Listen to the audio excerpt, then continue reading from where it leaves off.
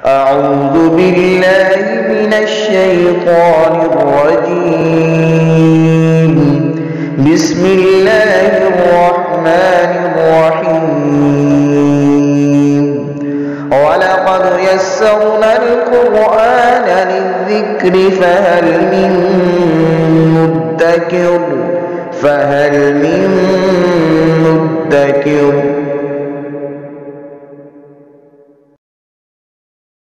بسم اللہ الرحمن الرحیم. سورہ بقرہ کی 271 نمبر آیا مبارکہ سے پڑھیں گے. اعوذ باللہ من الشیطان الرجیم. بسم اللہ الرحمن الرحیم. ان تبدوا الصدقات فنعما هی وان تخفوها وتؤتوها الفقراء وهو خیر لکم ویکفر عنکم من سیئاتکم واللہ بما تعملون خبیر.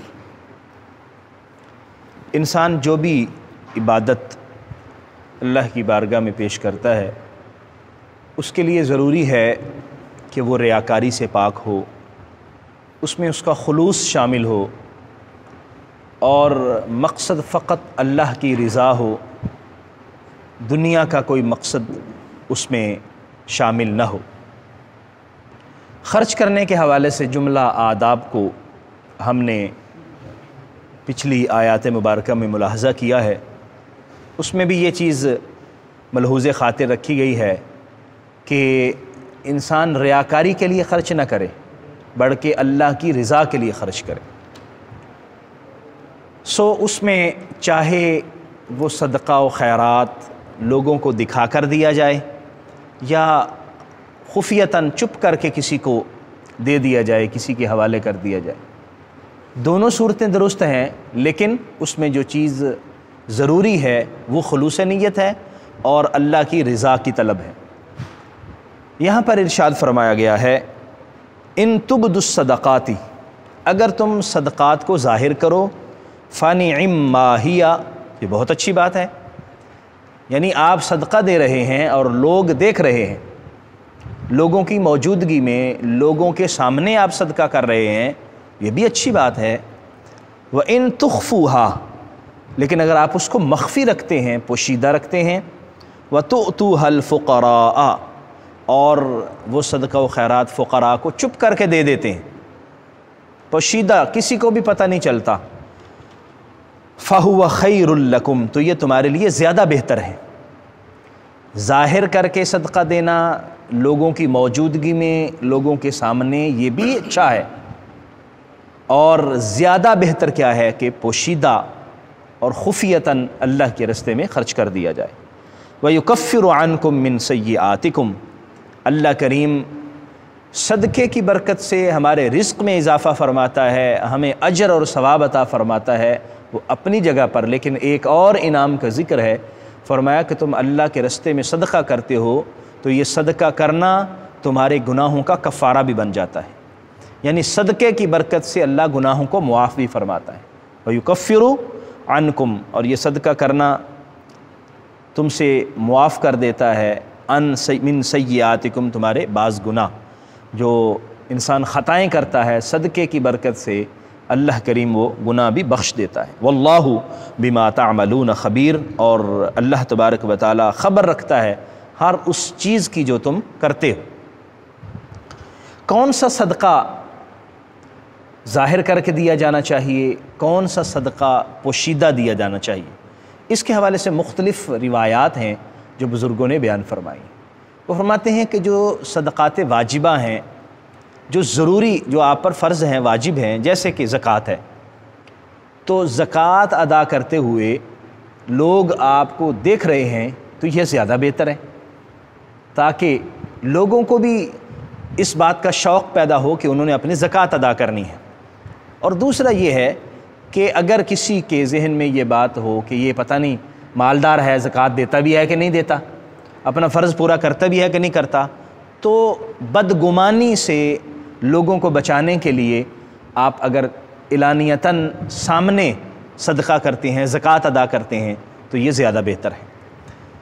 اور جو نفلی صدقات ہیں، جو آدمی ویسے ہی کسی کو صدقہ دیتا ہے، جو فرض یا واجب نہیں ہیں، تو اس میں پوشیدگی بہتر ہے، وہ چپ کر کے خفیتاً دے دیے جائیں، اس میں وہ زیادہ بہتر ہے۔ تو جو واجب ہیں یعنی زکوٰۃ وغیرہ وہ ادا کرتا ہے، زکوٰۃ، صدقہ فطر، تو یہ ادا کرنا، یہ ظاہر کرتے ہوئے ادا کرنا زیادہ بہتر ہے۔ اور جو نفلی صدقات ہیں ویسے آدمی صدقہ کرتا رہتا ہے، وہ پوشیدہ کرنا زیادہ بہتر ہے۔ لیکن بہرحال دونوں چیزیں اپنی اپنی جگہ پر ٹھیک ہیں، لیکن اس میں مین جو چیز ہے وہ خلوص نیت ہے اور درستگی نیت ہے، اللہ کی رضا کے لیے پیش نظر رکھتے ہوئے صدقہ و خیرات کرے۔ لیس علیک ہداہم ولکن اللہ یہدی من یشاء، آپ کے ذمے ان کی ہدایت نہیں ہے، یعنی ان کو ہدایت پر لے آنا یہ آپ پر اللہ نے فرض نہیں کیا کہ وہ ضرور ہدایت حاصل کریں۔ نبی کا فریضہ کیا ہوتا ہے؟ نبی کا فریضہ ہوتا ہے پیغام پہنچا دینا، نبی کا فریضہ ہوتا ہے اللہ کا حکم لوگوں کے سامنے بیان کر دینا اور انہیں تلقین کرنا، ان کی رہنمائی کرنا تاکہ وہ اس پر عمل پیرا ہوں۔ لیکن کسی کو زبردستی ہدایت دے دینا یا زبردستی ایمان کے دائرے میں لے آنا یہ نبوی فریضہ نہیں ہوتا، اور نہ ہی نبوی طرز عمل پر چلنے والے لوگوں کا فریضہ ہوتا ہے۔ ان کا ہمیشہ فرض یہ ہوتا ہے کہ وہ اللہ کے حکم کو پہنچا دیں، اسی لیے وہ جب پہنچا دیتے ہیں تو وہ کہتے ہیں کہ وما علیہ الا البلاغ، کہ میرے ذمہ تو صرف پیغام پہنچا دینا تھا۔ اب ہدایت جو ہے وہ اللہ کے دست قدرت میں ہے، اللہ تبارک و تعالیٰ جس کو چاہے ہدایت عطا فرمائے، جس کو چاہے ہدایت عطا نہ فرمائے۔ کوئی کفر میں اتنا آگے جا چکا ہو اور نبی کریم صلی اللہ علیہ وآلہ وسلم کی گستاخی میں، حضور کی بے ادبی میں اتنا آگے نکل چکا ہو کہ اس پر مہر لگ چکی ہو، تو پھر واپسی مشکل ہوتی ہے۔ ختم اللہ علی قلوبہم، پھر اللہ ان کے دلوں پر، وعلی سمعہم، ان کے کانوں پر مہر لگا دیتا ہے، وعلی ابصارہم غشاوہ، اور پھر ان کی آنکھوں پر پردہ ڈل جاتا ہے، ان کو ہدایت نظر نہیں آتی۔ لیکن ایک مبلغ کا کام کیا ہے، ایک تبلیغ کرنے والے کا کام کیا ہے کہ وہ اپنا پیغام پہنچاتا رہے، وہ لوگوں کی رہنمائی کا فریضہ سر انجام دیتا رہے۔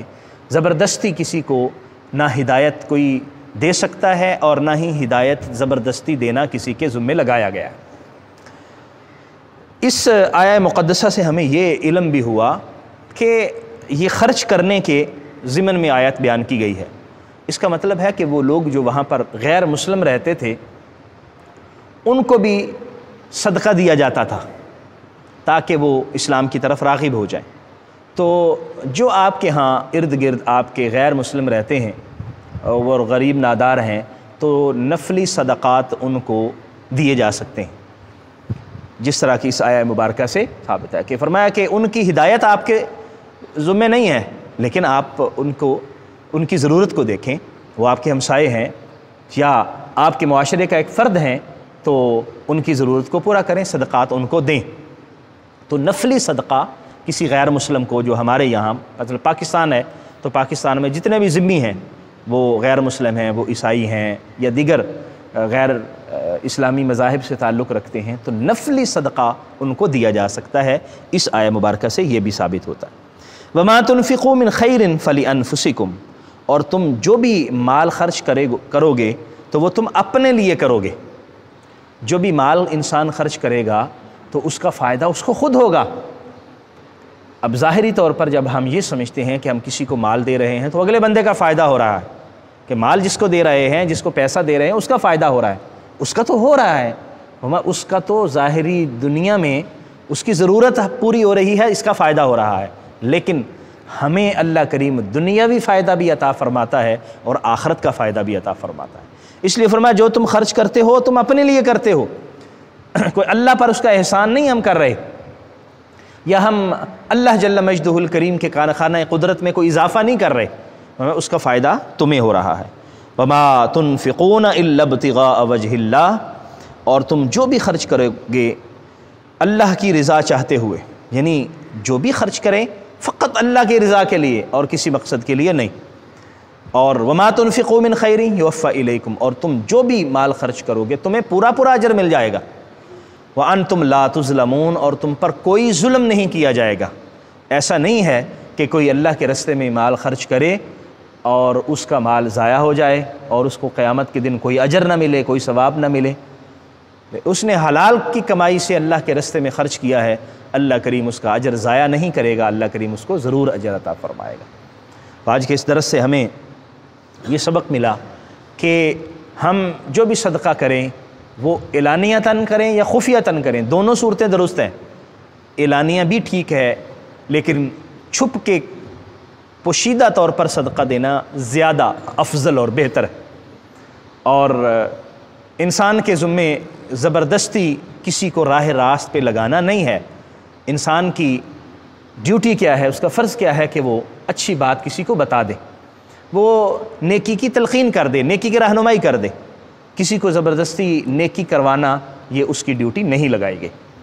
اور جو بھی اللہ کریم ہمیں مال عطا فرماتا ہے اس میں سے ہم اللہ کے راستے میں خرچ کریں، اور جو ہم خرچ کریں گے وہ فائدہ ہمارے لیے ہوگا، اور اللہ کریم اس کا اجر ضرور عطا فرمائے گا، وہ ضائع نہیں فرمائے گا، کیونکہ وہ ظلم کو پسند نہیں کرتا، تو وہ لوگوں کے لیے بھی پسند نہیں کرتا، اور ظاہر بات ہے خود بھی اللہ کریم کسی پر ظلم نہیں فرمائے گا، بلکہ جو بھی نیکی کا عمل کرتا ہے اللہ کریم اس کو اجر عطا فرماتا ہے۔ اللہ کریم ہمیں سمجھنے کی، عمل کی توفیق عطا فرمائے، آمین۔ وآخر دعوایا ان الحمد للہ رب العالمین۔